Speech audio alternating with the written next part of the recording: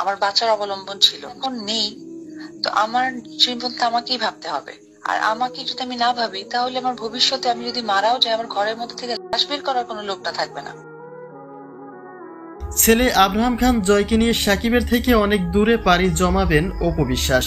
সাকিব যেন চাইলেও যোগাযোগ করতে না পারে, সেই ব্যবস্থাই করবেন তিনি।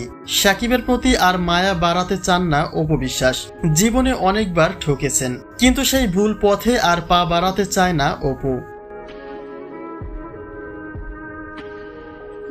সম্প্রতি প্রকাশিত একটা কল রেকর্ড থেকে বিভিন্ন আলোচনা সমালোচনার জন্ম দিয়েছে, যেখানে সাকিবের থেকে দূরত্ব বাড়িয়ে নেওয়ার কথাটি স্পষ্টই বলা হয়েছে।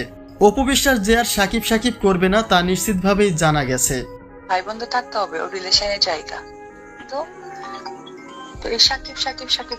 সেই কল রেকর্ডে অপু বিশ্বাসকে বলতে শোনা যায় আব্রাহাম খান জয়কে তিনি একা রেখে যাবেন না, যে কারণে তার আরো 2-4টা বেবি দরকার।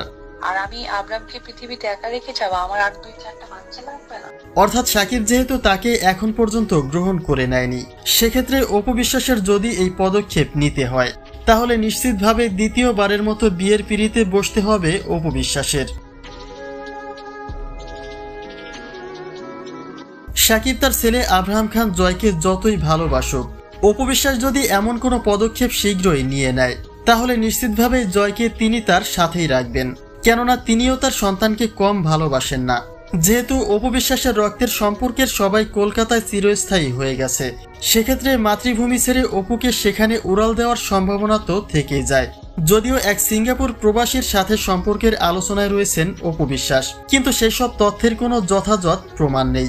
অর্থাৎ অপু বিশ্বাস যদি দ্বিতীয় কোনো পুরুষের স্ত্রী হয়ে যায়, তাহলে নিশ্চিতভাবে সাকিবকে তার হৃদয় থেকে মুছে ফেলবেন, যার বাস্তব চিত্রই ফুটে উঠবে চোখের সামনে।